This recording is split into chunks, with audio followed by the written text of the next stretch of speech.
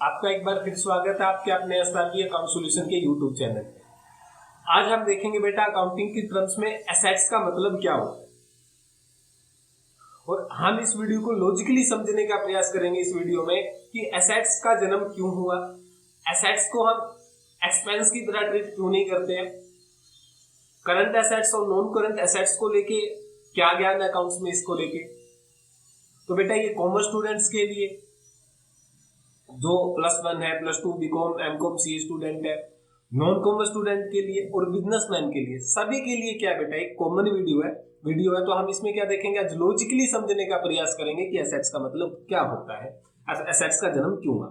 तो बेटा शुरू करते हैं आज की हम क्लास और अकाउंटिंग टर्म्स में शुरू करते हैं कि एसेट्स को लेके क्या ज्ञान, अकाउंटिंग टर्म्स में एसेट्स को लेके क्या ज्ञान है।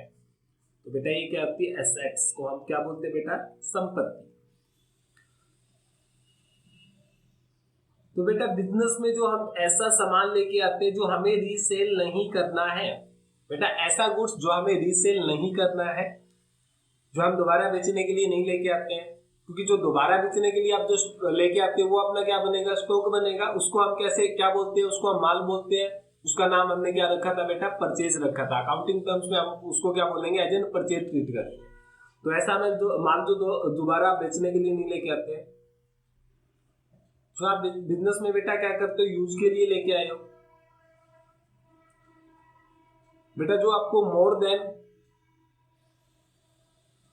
ऐसा माल जो आपको मोर देन 1 ईयर बेनिफिट देगा।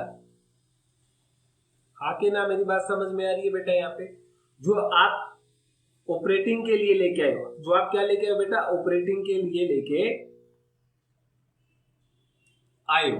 तो बेटा हमने क्या देखा एसेट्स का, अगर हम सिंपल लाइफ की बात करें तो सिंपल लाइफ में हमने देखा कि बेटा ऐसा माल जो हम रीसेल के लिए नहीं लेके आए बेटा, जो हमें बिजनेस में यूज करना है, जो हमें मोर देन 1 ईयर बेनिफिट देंगे, जो हम ऑपरेटिंग के लिए लेके आए बेटा, उसको हम क्या बोलते हैं, एसेट्स से बोलते हैं। उसको हम क्या बोलते हैं बेटा, संपत्ति बोलते हैं। इसको एक एग्जाम्पल से समझने का प्रयास करते हैं बेटा। ये क्या एसआरवी प्राइवेट लिमिटेड कंपनी है और ये क्या करती है, कपड़ों में डील करती है बेटा। ये क्या है, एसआरवी प्राइवेट लिमिटेड कंपनी है और ये क्या करती है, कपड़ों में डील करती है। तो बेटा ये क्या लेके आया है, देखो आपको दिख रही होगी ना, इसकी इमेज आपको दिख रही होगी। ये क्या है, ऑफिस है बेटा। इनका काम क्या है, ये क्लॉथ टेक्सटाइल कंपनी है, कपड़े बनाती है ये। तो इसमें आप देखोगे तो बेटा इसमें क्या है कि इनका ऑफिस है। अभी जो ऑफिस में आप देख रहे हो कि इनकी टेबल चेयर फर्नीचर का जो काम है, लैपटॉप इनके पास है और एक बेटा ये क्या, एक मशीन है। क्या मेरी बात यहाँ तक समझ में आई, मैं क्या कह रहा हूँ बेटा, इन्होंने क्या लिया है, ये ऑफिस में जितना भी आप यहाँ पे पिक्चर में देख पा रहे हो, तो इन्होंने क्या करा बेटा, एक टेबल लेके आए, चेयर लेके आए, मशीन लेके आए है ना। तो बेटा इसमें क्या है, SRV private limited company, SRV private limited company. अब इन्होंने क्या किया बेटा, आपने ऑफिस में देखा था फर्नीचर रखा हुआ था इनके पास, फर्नीचर रखा हुआ था बेटा, लैपटॉप रखा हुआ था। वो सारा का सारा जो ऑफिस हमने देखा, उस ऑफिस में जो जितने की भी सामान था, इनका कितने का सामान था, इसको मैं आम भाषा में बोलने का प्रयास कर रहा हूँ बेटा। आपको अंडरस्टैंडिंग वीडियो अच्छे से समझ में आया इसके पीछे ज्ञान क्या है। तो जो आप ऑफिस देख पा रहे हो, जितना भी इनके पास यहाँ पे गुड्स रखा हुआ है, जितना भी ये सामान रखा हुआ बेटा, उसकी वैल्यू क्या है, उसकी वैल्यू क्या बेटा, हम अजूम करके चलते हैं बेटा 10 लाख रुपए। कितने की है, 10 लाख रुपए। ये क्या लेके आए बेटा, मशीन लेके आए, मशीन लेके आए बेटा 20 लाख रुपए। देखो बेटा ये क्या है, एसेट्स है। देखो आपने अभी डेफिनेशंस में क्या पढ़ा, ऐसा माल जो इन्हें बेचना नहीं है। क्या ये टेबल लैपटॉप, ये जो भी इनका फर्नीचर का सामान है बेटा, ये क्या एसआरवी प्राइवेट लिमिटेड बेचने के लिए लेके आई है? नहीं बेटा, इसको तो बिजनेस में यूज करना है। ये बेटा मशीन लेके आए, क्यों लेके आए, इनको बेचनी थोड़ी ना है। बिजनेस में ये क्या करना है, ये ऑपरेटिंग के लिए लेके आए हैं। क्या मेरी बात समझ में आ रही है भाई, ऐसा सामान, क्या मेरी बात यहाँ तक क्लियरिटी आ रही है बेटा माइंड में कि ऐसा सामान जो हमें बेचना नहीं है, जो हमें बिजनेस में यूज करना है, जो हमें 1 साल से ज्यादा बेनिफिट देंगे बेटा, उसको हम क्या बोलते हैं, एसेट्स बोलते हैं। कि डेफिनेशंस यहाँ तक आपको समझ में आ रहा है ना बेटा। देखो ये इनको बेचना, तो इनको ये कपड़ा है, क्या बेचना है बेटा, इनको ये कपड़ा बेचना है। ना कि इनको आ रहा है ना समझ में। तो बेटा ये तो चीज समझ में आई सर, ये एसेट्स है। अब डाउट ये है सर, इसको हम एसेट्स क्यों बोलते हैं, एज एन एक्सपेंस की तरह ट्रीट क्यों नहीं करते हैं? क्या मेरी बात समझ में आ रही है यहाँ पे? तो डेफिनेशन से क्लियर हुआ, एसेट्स का मतलब क्या होता है, जो हमें माल बेचना नहीं है, जिसमें हमें यूज करना है। तो जो आप फर्नीचर लेके आओ बेटा बेचने के लिए नहीं लेके आए हो, आप बिजनेस में यूज करोगे। लैपटॉप आप यूज करोगे बेटा, मशीन से आप क्या करोगे, कपड़ा बनाओगे, हाँ या ना? क्या आपके माइंड में आप तो कपड़ों में डील करते हो, तो बेटा एसेट्स से क्या निकल के आया, डेफिनेशन से कुछ क्लियर हुआ, हाँ या ना? हम एक एग्जाम्पल लेते हैं बेटा, एसआरवी प्राइवेट लिमिटेड की इनकम। इनकम कैसे निकालोगे बेटा? रेवेन्यू में से अगर आप एक्सपेंस लेस कर दो तो इनकी इनकम आएगी। हम मान के चलते बेटा इनकी इनकम कितनी आई है, 34 लाख रुपीस। ये प्राइवेट लिमिटेड कंपनी है बेटा, इसके हर एक रेवेन्यू और सेल की रेवेन्यू, अदर रेवेन्यू जोड़ने और एक्सपेंस घटाने के बाद बेटा इनका जो इनकम आई है वो कितनी आई है, 34 लाख। बेटा हमने इसमें एसेट्स नहीं लेस की है, जो 30 लाख रुपए की वैल्यू की है। बेटा इसका नाम हमने क्या रखा, अगर आप पहली बार भी अकाउंट समझ रहे हो तो मैं उसके हिसाब से भी आपको पढ़ाने की डील कर रहा हूं, ताकि मैंने बताया बेटा एक कॉमन वीडियो है, सभी को अंडरस्टैंडिंग आएगी। तो आप जब ये एसेट्स देख रहे हो बेटा, रेवेन्यू में से एसेट्स को लेस नहीं करते हैं ना बेटा, एक्सपेंस थे, हमने मान लिया एक्सपेंस का मतलब जो इन्होंने सैलरी दी है, रेंट दी है, ट्रांसपोर्ट चार्जेस जितने इनके कैरिज है ना, ट्रांसपोर्ट का जितना इनका एक्सपेंस हुआ है, एडवर्टाइजमेंट पे इन्होंने जितना खर्चा किया है, मैन्युफैक्चरिंग जो इनकी लागत आई है, वो सारा का सारा expense, electricity expense, fuel expense, सभी का सभी लेस करके बेटा इनकी कमाई 34 लाख रुपए। अब इनके प्रोप्राइटर या इनके शेयर होल्डर कौन है, मिस्टर अजय। ये प्राइवेट लिमिटेड कंपनी है बेटा, ये मिस्टर अजय कुमार है। हम इसको समझने का प्रयास कर रहे हैं एक एग्जांपल से। अब अजय कुमार जी आए, अजय कुमार ने कहा कि भाई मेरी इनकम 34 लाख रुपए तो नहीं है, तुम्हें 30 लाख रुपए भी तो एक्सपेंस जो हमारे लगे हैं उसको भी तो लेस करो। मेरी इनकम तो कितनी आई है, 4 लाख रुपीज आई है, बाकी 34 लाख। जो मिस्टर अजय कुमार है, जो शेयर होल्डर है इनके कंपनी के, तो उन्होंने क्या कहा बेटा, मेरी तो इनकम कितनी आई है, 34 लाख थोड़ी ना आई है, आप फर्नीचर मशीन भी तो लेस करो ना। यहां तक मेरी बात समझ में आ रही है बेटा? अगर आप मिस्टर अजय के मन से पूछोगे, अगर आप मिस्टर अजय के मन से पूछोगे तो मिस्टर अजय के तो क्या लगे बेटा, एक्सपेंस ही लगे। इस कंपनी के क्या लगे, इस कंपनी से पैसा गया है। क्या मेरी बात यहाँ पे समझ में आ रही है? कुछ माइंड में क्लियरिटी आ पा रही है बेटा? ये मिस्टर अजय के तो बेटा क्या कह रहा है, मिस्टर अजय क्या कह रहा है यहाँ पे, मेरा क्या है, एक्सपेंस है, मेरा क्या यहाँ पे एक्सपेंस है।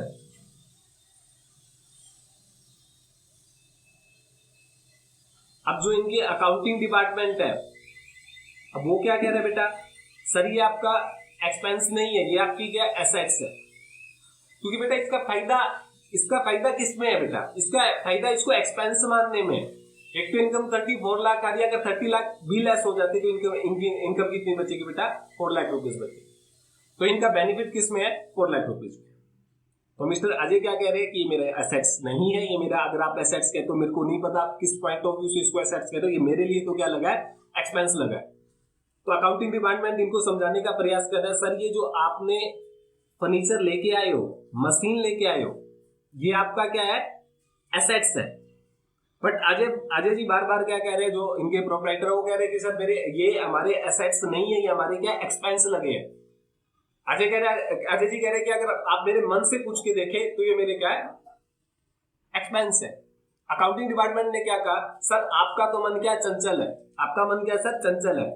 अब अजय जी से क्या कहा कि आपका मन तो क्या सर चंचल है। अब ये चंचल क्यों है, क्योंकि सर देखो 30 लाख रुपए अगर आप लेस करते हो, चलो एक बात बताओ आप, अजय का सबसे ज्यादा फायदा किसमें है, प्राइवेट लिमिटेड कंपनी के जो शेयर होल्डर है मिस्टर अजय कुमार जी, उनका फायदा किसमें है, इसको एसेट्स मानने में, एक्सपेंस मानने में। डेफिनेटली इनका फायदा कितना बेटा, एक्सपेंस मानने में। और तुम कायदे से देखो तो उनके एक्सपेंस लगे या नहीं लगे, पैसा तो गया है ना जेब से। बेटा जो फर्नीचर लेके आए सारी की सारी चीज, इनका एक्सपेंस तो लगा है। ये बार बार कह रहे कि नहीं मेरा तो एक्सपेंस है, मेरा तो एक्सपेंस है, मेरा तो एक्सपेंस है। अब अकाउंटिंग डिपार्टमेंट ने समझाया, सर जो आप फर्नीचर लेके आए हो,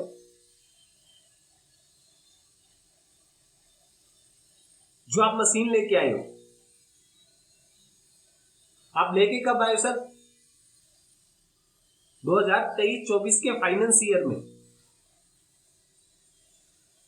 आपने खर्चा तो 23-24 में किया है, बट इसका बेनिफिट तो आप आने वाले हिसाबी वर्षों में भी लोगे। अगर आप इसका इसी साल बेनिफिट ले लेते, क्या मेरी बात यहां पे समझ में आ रही है आपको? मिस्टर अजय कुमार को अकाउंटिंग डिपार्टमेंट क्या कह रहा है, सर ये आपकी एसेट्स है और एसेट्स का रीजंस क्या है यहाँ पे बनने का।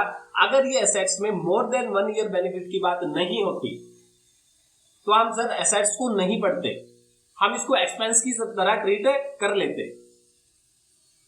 क्योंकि इसमें क्या होगा बेटा, अगर गवर्नमेंट, मेरी बात इसको समझने का प्रयास करना, अगर इसको आप एक्सपेंस मान ले तो डेफिनेटली फायदा किसको हो रहा है? मिस्टर अजय कुमार को। हम किसके पॉइंट ऑफ व्यू से सोचेंगे? अकाउंटिंग डिपार्टमेंट तो अजय कुमार का फायदा करेगा ना, टैक्स डिपार्टमेंट का थोड़ी ना करेगा।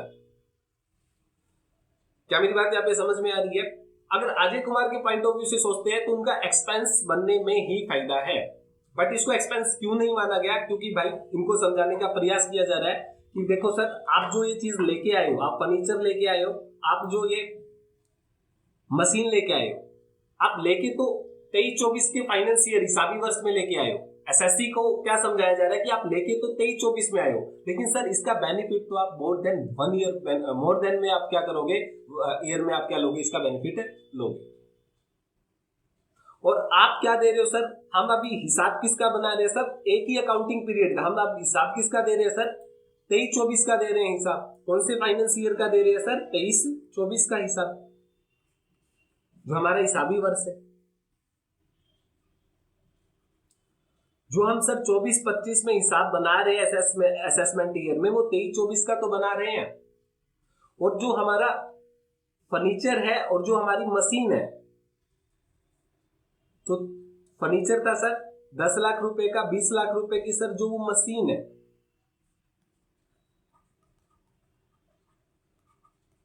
वो एक लॉन्ग टर्म तक हमें क्या देगी सर? बेनिफिट देगी। तो मिस्टर अजय कुमार कह रहे कि भाई देखो, आप इसको है ना एक्सपेंस नहीं मान रहे हो, मेरे को समझ में आया थोड़ा थोड़ा, क्योंकि हम एक ही हिसाबी वर्ष का क्या दे रहे हैं, हिसाब दे रहे हैं बेटा। यहाँ पे हम हिसाब दे रहे हैं 23-24 का। क्या आपको क्लियरिटी आ रही है?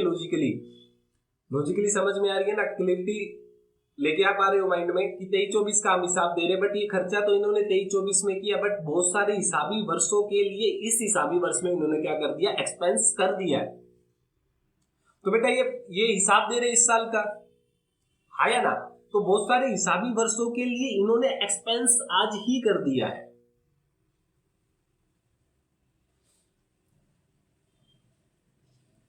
बेटा बहुत सारे हिसाबी वर्षों का खर्चा इन्होंने आज ही कर दिया, बट ये इसी हिसाबी वर्ष का हिसाब दे रहे हैं। तो गवर्नमेंट को 23-24 का दे रहे हैं, लेकिन इन्होंने जो फर्नीचर मशीन लेके आए वो बहुत सारे वर्षों के लिए इन्होंने क्या करा? आज एक्सपेंस कर दिया। तो इनकी छूट भी इनको कब मिलनी चाहिए सर?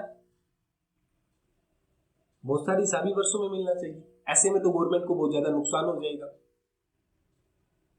हाँ कि ना? मेरी बातें यहां तक आपको समझ में आई है?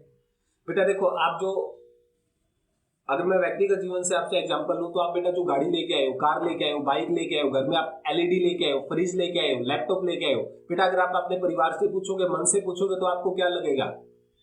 देखो आपके पास से पैसे तो गए है ना, वो आपका एक्सपेंस तो हुआ है, बट बेटा एसेट्स क्यों है? क्योंकि उसकी कुछ ना कुछ वैल्यू भी है। अब ये फर्नीचर है, मशीन है, वो आपने खर्चा तो किया है, बट वो बहुत सारे हिसाबी वर्षों के लिए आज ही आपने खर्चा कर दिया। अगर ये हिसाबी वर्ष नहीं होता तो आज हम एसेट्स को नहीं पढ़ते। क्या यहाँ पे क्लियरिटी आ रही है आपको? बेटा ये जो फर्नीचर मशीन जो आप लेके आए हो, बहुत सारे हिसाबी वर्षों के लिए आप लेके आए। अगर आपने मन से देखोगे, अगर आप जो आपने एक्सपेंस किए थे अपने एलईडी के लिए, एसी के लिए, वो आपके लिए क्या लगा बेटा? वो एक्सपेंस ही तो है, बट वो एसेट्स क्यों है? क्योंकि आपने बहुत सारे हिसाबी वर्षों के लिए खर्चा क्या कर दिया है? उसी फाइनेंस ईयर में कर दिया। तो इसलिए बेटा इसको हम क्या कहते हैं? एसेट्स कहते हैं। क्यों कहते हैं बेटा? इसकी कुछ ना कुछ क्या है? वैल्यू भी है। अगर हम सारा एक्सपेंस इसी साल घटा दें, लेस कर दें, P&L में हम डेबिट कर दें, तो इससे क्या होगा? प्रॉफिट बहुत कम आएगा। और तुमने बहुत सारे हिसाबी वर्षों को, अब गवर्नमेंट ने तो 23-24 का हिसाब मांगा, आपने कहा सर मैंने तो 23-24 में एक्सपेंस किया है। बेटा 23-24 में एक्सपेंस तो की है, लेकिन 23-24 में एक्सपेंस जो आपने किए वो बहुत सारे हिसाबी वर्षों के लिए 23-24 में की, तो इसलिए इस पे क्या ज्ञान निकल गया बेटा, ये तुम्हारी एसेट्स है। और मिस्टर अजय कुमार को समझाया गया सर आपको है ना इसकी छूट तो मिलेगी, बट क्या मिलेगी सर, धीरे धीरे। कैसे मिलेगी सर इसकी, धीरे धीरे। इस पे आपको क्या मिलेगा, इनकम टैक्स एक्ट 1961 के अकॉर्डिंग आपको, सेक्शन 32 के अकॉर्डिंग आपको क्या मिलेगा, डेप्रीसिएशन मिलेगा। ये आपका खर्चा तो है, मान लो कि आपका फर्नीचर मशीनरी 10 साल तक चलेगी, तो आप इसका खर्चा भी 10 साल में लो ना। वो लेना कैसे है खर्चा, कितना एक्सपेंस लेना 30 लाख में, वो कौन डिसाइड करेगा सर, सेक्शन 32। आई होप, मैं आशा करता हूं कि आपको ये चीजें यहां तक समझ में क्लियरिटी थोड़ी सी आई होगी कि एसेट्स क्यों है, एसेट्स को हम क्यों पढ़ते हैं बेटा। और एक चीज आपको बताता हूं, गवर्नमेंट ने कुछ बिजनेस ऐसे भी करे हैं जो स्पेसिफाइड बिजनेस हो गए सेक्शन 35 AD में, उनकी 100% आपको क्या दी गई है बेटा, डिडक्शंस दी गई है। मतलब है, इससे पहले अगर आप बात को समझे, यहाँ पे आए सेक्शन 32 के अकॉर्डिंग क्या मिलेगी आपको, इसमें क्या मिलेगा, डेप्रिसिएशन मिलेगा। तो मिस्टर अजय कुमार ने कहा कि देखो मेरा मन अभी भी कह रहा है मेरा खर्चा है, तो अकाउंटिंग डिपार्टमेंट ने उन्हें समझाया, हाँ सर ये आपका एक्सपेंस है, बट ये आपका एक्सपेंस कौन सा है सर, कैपिटल एक्सपेंस। सर ये आपका खर्चा कौन सा है, कैपिटल एक्सपेंस। आपका खर्चा है, बट ये आपका एक्सपेंस कौन सा है सर,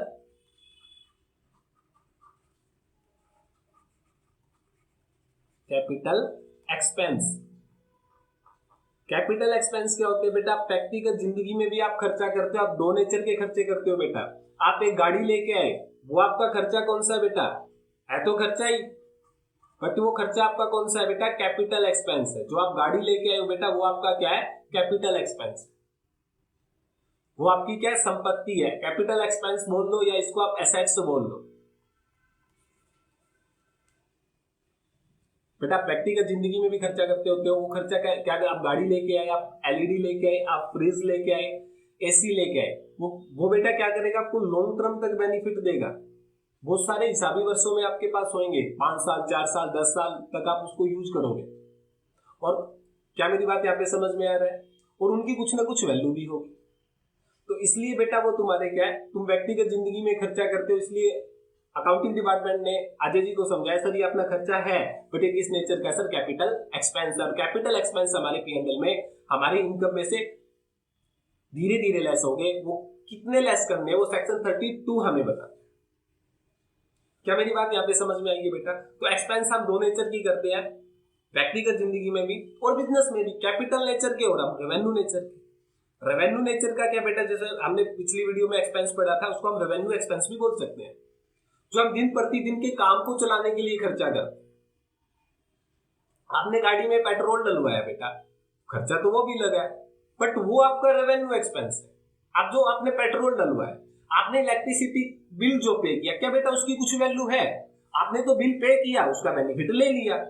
इसलिए बेटा ये कैपिटल एक्सपेंस, जिसको हम एसेट्स बोलते हैं, इसलिए एसेट्स का जन्म हुआ। अगर अकाउंटिंग पीरियड नहीं होता बिजनेस में, हिसाबी वर्ष नहीं होता, तो हम इसको कैपिटल एक्सपेंस को एसेट्स की तरह ट्रीट नहीं करते हैं। जैसे इनकम टैक्स में एक सेक्शन है बेटा, सेक्शन 35 AD, जिसमें स्पेसिफाइड बिजनेस है बेटा।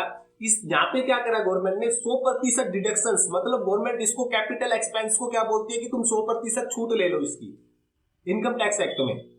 क्या मेरी बात समझ में आई है, वो स्पेसिफाइड बिजनेस। तो एसेट्स के पीछे ज्ञान क्या है, मतलब 35 AD को हम डिटेल्स में आगे बढ़ेंगे बेटा, सेक्शन 32 को भी पढ़ेंगे। मेरा 32 क्या बोलता है, आपको एक्सपेंस तो लेना, आप 30 लाख का खर्चा कैसे ले सर, अब कैसे लें 10 साल में, मतलब उसको कितना खर्चा हमें इस साल लेना है, वो सेक्शन 32 डिसाइड करेगा सर। और 35 AD क्या बोलते हैं, स्पेसिफाइड बिजनेस के लिए, क्योंकि बिजनेसमैन का फायदा क्या बेटा, इसको एक्सपेंस की तरह ट्रीट करने में 35 AD क्या करता है, बिजनेसमैन का फायदा करवाता है, लेकिन वो स्पेसिफाइड बिजनेस, वहां पे डेप्रिसिएशन ना देके आपको पूरा का पूरा एक्सपेंस, कैपिटल एक्सपेंस तुम्हारा रेवेन्यू नेचर का मान दिया जाता है, तुम्हारे कैपिटल एक्सपेंस भी P&L में डेबिट हो जाते हैं। आई होप, मैं आशा करता हूं कि आपको लॉजिकली क्लियरिटी आ रही होगी कि एसेट्स होती है तो होती क्या है।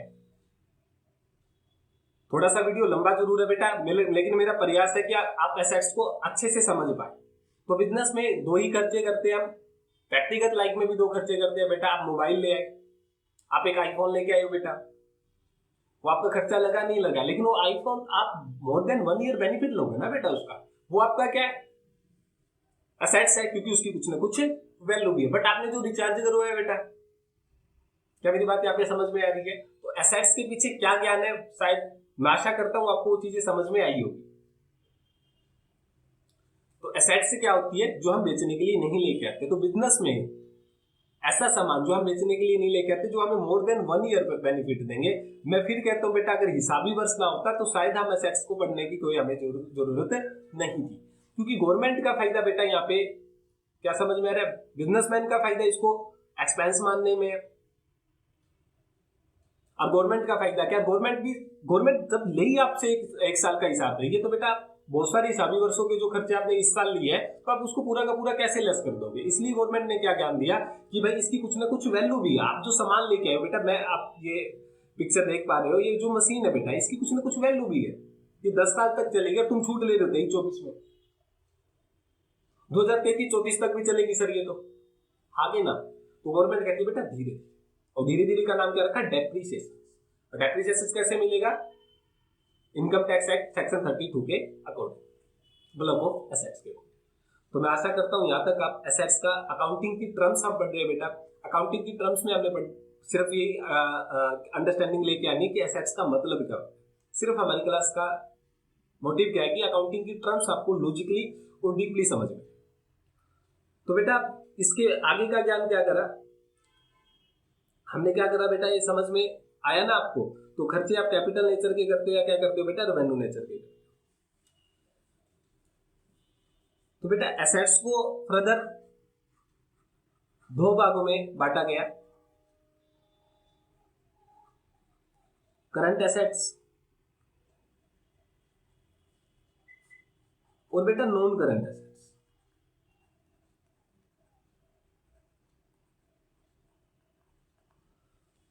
अब करंट एसेट्स क्या होती है वो हमने समझ लिया ना। अब ये क्या ज्ञान है, current assets non current assets को लेके क्या ज्ञान आ गया सर अपने आप। बेटा इसको करंट एसेट्स को समझने का प्रयास करेंगे, नॉन करंट एसेट्स को भी समझने का प्रयास करेंगे। और नॉन करंट एसेट्स में बेटा तुम्हारे पास क्या आएगी, टेंजिबल एसेट्स। टेंजिबल एसेट्स मतलब मूर्त संपत्तियां जिन्हें हम देख सकते हैं, महसूस कर सकते हैं। बेटा एक होती है आपकी इंटेंजिबल एसेट्स।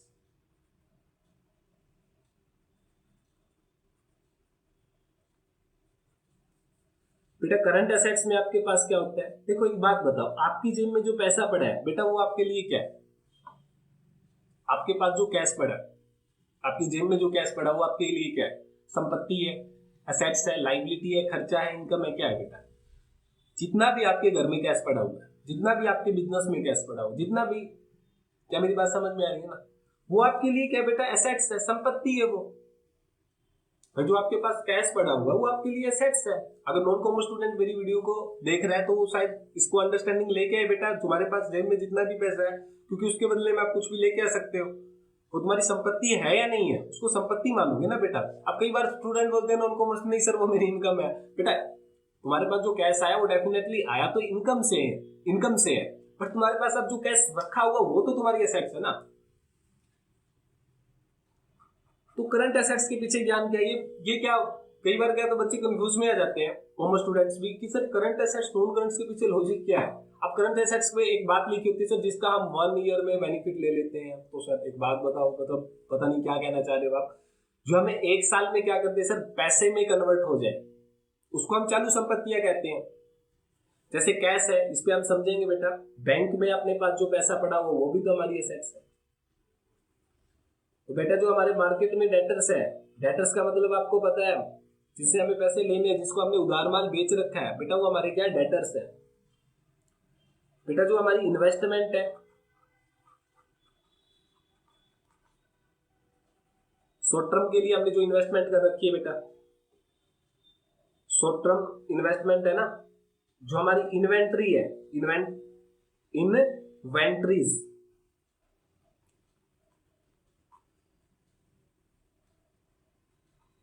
जो हमारे पास एडवांस टैक्स,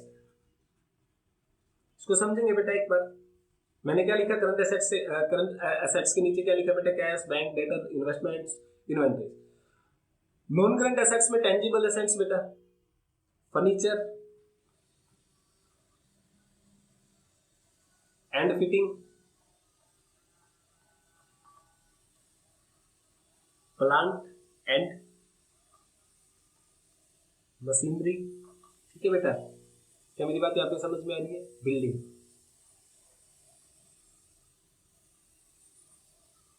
लैंड भी हम इसके आगे लिखते थे, land and building. Intangible assets में बेटा जो गुडविल होती है, पेटेंट है, कॉपीराइट है, कॉपीराइट हो गए बेटा जो,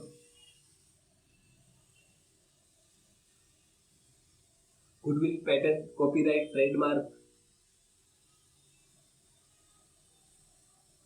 देखो हम क्या मेरी बात यहाँ पे समझ में आई बेटा? एसेट्स हमने समझी। अब एसेट्स में हमने क्या देखा बेटा, एक तो करंट एसेट्स होती है, एक क्या होती है नॉन करंट एसेट्स, जिसको हम टेंजिबल एसेट्स भी बोल सकते हैं, फिक्स्ड एसेट्स भी बोल सकते हैं। एक हमारी बात क्या होती है बेटा, इंटेंजिबल एसेट्स। इसके पीछे ज्ञान क्या होता है बेटा, इसको आप समझने का प्रयास करते हैं। करंट एसेट्स में हमने क्या देखा बेटा, जो हमें, जैसे हमारे पास कैश है, बैंक है, डेटर, ये बेटा जो डेटर होते हैं वो हमारे, डेटर का मतलब क्या है, जो हमने जिसको उधार माल बेचा है और जिनसे हमें पैसा लेना। अब डेटर्स क्या होंगे सर, उधार कितने टाइम की होगी, 2 महीने की, 4 महीने की, 5 महीने की, 6 महीने की, 7 महीने की। कैश, बैंक, इन्वेस्टमेंट, जो हमारे पास स्टॉक पड़ा हुआ बेटा, इन्वेंटरीज, बिना बिका हुआ माल, वो हमारे लिए क्या होगा बेटा, एसेट्स है। वो संपत्ति है या नहीं है, वो संपत्ति करंट एसेट्स को देखो, जो बेटा 1 साल में पैसे में कन्वर्ट हो जाती है, हम उसको क्या बोलते हैं, करंट एसेट्स बोलते हैं। अब नॉन करंट एसेट्स में हमने देखा बेटा, जैसे टेंजिबल एसेट्स है, फर्नीचर है, फिटिंग है, प्लांट एंड मशीनरी। मतलब फर्नीचर और फिटिंग में हर एक आइटम आ गया बेटा जो फर्नीचर नेचर की है, फिटिंग नेचर की है। प्लांट एंड मशीनरी में आप ऐसे समझो बेटा, कोई भी आइटम जिसमें मशीन लगी हुई है ना, आपकी व्हीकल है, जो भी चीजें है, ठीक है, सारी चीजें इसमें आ गई प्लांट एंड मशीनरी में। लैंड एंड बिल्डिंग में ये आ गया सर। और नॉन करंट एसेट्स में हमने देखा इंटेंजिबल एसेट्स, जो हमारे पास बेटा गुडविल होती है, जो हमने सेल्फ जनरेट करी है, तो ये उसकी वैल्यू है बेटा, वो भी हमारे लिए क्या एक एसेट्स है। चलो हम एक चीज समझते हैं बेटा, ये ज्ञान क्यों दिया गया करंट एसेट्स और नॉन करंट एसेट्स का, इनको अलग अलग ग्रुपिंग क्यों करी गई बेटा, एक चीज बता। आप एक छोटा सा एग्जांपल देखो बेटा, मान लो कि आप पर्सन ए है, क्या हम ऐसे समझते हैं, एक मिस्टर मोहित है। अब मोहित के पास क्या बेटा, एक बिल्डिंग है, लैंड और बिल्डिंग है, जिसकी वैल्यू कितनी है बेटा, 10 लाख रुपए की। और उसके पास फर्नीचर जो घर में रखा हुआ है, उसकी वैल्यू 2-3 लाख रुपए की। मशीनरी है, मतलब 3 लाख रुपए का फर्नीचर, 2 लाख की मशीनरी है, ऐसे आप एग्जांपल ले ले एक बार। तो 15 लाख रुपए का उनके पास टोटल एसेट्स। और बेटा वो फिक्स्ड एसेट्स होगी उनकी, उनकी क्या होगी बेटा, फिक्स्ड एसेट्स होगी। क्या मेरी बात यहाँ पे समझ में आ रही है, ऊपर से जा रही है? वो उनकी क्या बेटा, फिक्स्ड एसेट्स है। अब बेटा करंट एसेट्स हमें क्या बताती है पता है? करंट एसेट्स हमें बताती है कि शॉर्ट टर्म जो लायबिलिटी, ये पूरा कर सकते हैं नहीं कर सकते। मान लो इनको पैसा लेना है या इनके पास लायबिलिटी है, तो 15 लाख रुपए का इनके पास क्या है, सिर्फ बिल्डिंग है और प्लांट एंड मशीनरी है। अब ये क्या करते हैं, 10 लाख रुपए का लोन लेने जाते हैं। अब इनको 10 लाख रुपए का पैसा चाहिए। अब इन्होंने पैसा मांगा सर 4 महीने के लिए, 5 महीने के लिए, 6 महीने के लिए। शॉर्ट टर्म या जिसको हम करंट एसेट्स बोलते हैं बेटा, वो हमें क्या बताती है, उनकी शॉर्ट टर्म लायबिलिटी पे करने की क्षमता कितनी है। बेटा जो कैश होता है वो अपनी एसेट्स है, जो बैंक में पैसा पड़ा हुआ बेटा वो हमारी एसेट्स है, जो हमारी डेटर है वो हमारे एसेट्स है, कि बगैर कर्जा कर लेंगे, बगैर कर्जा लेकर के कि अपने दैनिक कार्यों को कैसे पूरा कर सकते। अगर इनके पास कैश है ही नहीं देने को, मतलब ये कैश में जीरो है, 10 लाख की लैंड एंड बिल्डिंग है, 3 लाख रुपए इनके पास है, प्लांट एंड मशीनरी लगा लो 2 लाख, फर्नीचर लगा लो बेटा, तो इनको क्या करना पड़ेगा, इनको सेल करके ही पैसा देना पड़ेगा। ऐसे ही अगर हम बिजनेस के पॉइंट ऑफ व्यू से समझे बेटा, ये है तो एसेट्स। देखो कैश क्या होती है हमारी, एसेट्स है बेटा, जो बिजनेस में पड़ा हुआ है, जो बैंक है, डेटर्स है, इन्वेंट्रीज है, इन्वेस्टमेंट है, शॉर्ट टर्म इन्वेस्टमेंट, एडवांस जो टैक्स है बेटा, ये हमें क्या बताएंगे बेटा, इससे हम क्या कर सकते हैं, हम बगैर कर्ज लिए दैनिक कार्यों को संचालित करने की इनकी क्षमता कितनी है इस बिजनेस की, और ये शॉर्ट टर्म लायबिलिटी पे कर सकते हैं या नहीं कर सकते। वरना तो बेटा इनको लाइबिलिटी पे करनी, इनको सेल करना पड़ेगा, हमें इनको बिकवाना पड़ेगा अगर इनके पास करंट एसेट्स ही नहीं है तो मैं आशा करता हूं बेटा आपको थोड़ी सी अंडरस्टैंडिंग यहाँ पे आई होगी एसेट्स को लेके, एसेट्स होती क्या है। वीडियो थोड़ी सी लंबी जरूर है, लेकिन आप जब कंसेप्ट को बहुत ज्यादा डीपली समझेंगे तो बेटा ये वीडियो लंबी ही जाएगी। अगर आपके कोई डाउट है तो हम नेक्स्ट वीडियो में चर्चा करेंगे बेटा, मैं जरूर बनाऊंगा वीडियो आपके डाउट को लेकर भी। तो मैं आशा करता हूं कि आपको एसेट्स की अंडरस्टैंडिंग तो आई हो, एसेट्स की आपको अंडरस्टैंडिंग लॉजिकली समझ में आई होगी बेटा। वो एसेट्स मैं इसको मैं सम अप करता हूं। बिल्कुल हमने क्या पढ़ा बेटा, एसेट्स का मतलब क्या था, एसेट्स का जन्म क्यों हुआ। बेटा देखो, हम कोई सामान लेके आएगा, सपोज करते हैं हम क्या लेके आए, एक लैपटॉप लेके आए बेटा, बिजनेस में हम मशीन लेके आए थे, फर्नीचर लेके आए थे, वो हमारा सपोज करो 30 लाख का आइटम था। अगर हम कायदे से एक चीज देखें तो ये चीजें हमारे लिए क्या है बेटा, अगर आप कायदे से अगर ये चीज देखते हैं, देखो शॉर्ट टर्म अगर हम फाइनेंस ईयर को अगर हम देखें तो फाइनेंस ईयर हमारा क्या सर, हिसाबी वर्ष हमारा 1 साल का। अगर सर ये हिसाबी वर्ष नहीं होता तो शायद हम एसेट्स को नहीं पढ़ते, क्योंकि बेटा आपने जो खर्चा किया है बहुत सारे हिसाबी वर्षों के लिए आज ही कर दिया है। 23-24 में आप जो मशीन लेके आए वो आपको यूज कर दिया 10 साल 12 साल 15 साल, बहुत सारे हिसाबी वर्षों के लिए खर्चा आपने 23-24 में किया। जो आप फर्नीचर लेके आए बेटा वो आप 10 साल तक इसको भी यूज करेंगे।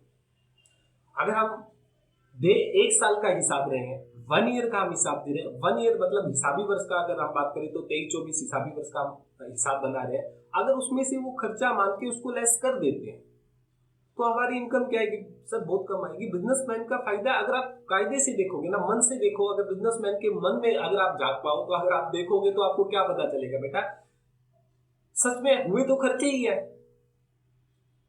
भाई। बिजनेसमैन के पॉइंट ऑफ व्यू से अगर आप देखोगे तो उनके तो एक्सपेंस ही लगे ना बेटा, बट उसको एक्सपेंस की तरह ट्रीट क्यों नहीं किया, क्योंकि उन्होंने बहुत सारे हिसाबी वर्षों के लिए खर्चा किया, तो इसको बहुत सारे हिसाबी वर्ष में ही आप कम करो। वो कैसे करना है सेक्शन 32 डिसाइड करेगा, वो आने वाली वीडियो में हम पढ़ेंगे। तो अकाउंटिंग टर्म्स की बेसिक क्लास थी और हमने देखा सर सरकार कुछ बिजनेस के लिए दयालु भी है, कुछ बिजनेस के लिए क्या है दयालु, बट वो स्पेसिफाइड बिजनेस है 35 एडी में उसकी 100% इनको छूट दे दी, बट वो तो स्पेसिफाइड बिजनेस है, कुछ ही टाइप के बिजनेस है, उस पर आज हम इस वीडियो में चर्चा नहीं करेंगे। तो क्या एसेट्स के पीछे का ज्ञान आपको समझ में आ रहा है? तो आज के लिए हम इतना ही करते हैं बेटा, मिलते हैं नेक्स्ट क्लास में नेक्स्ट टॉपिक के साथ। धन्यवाद।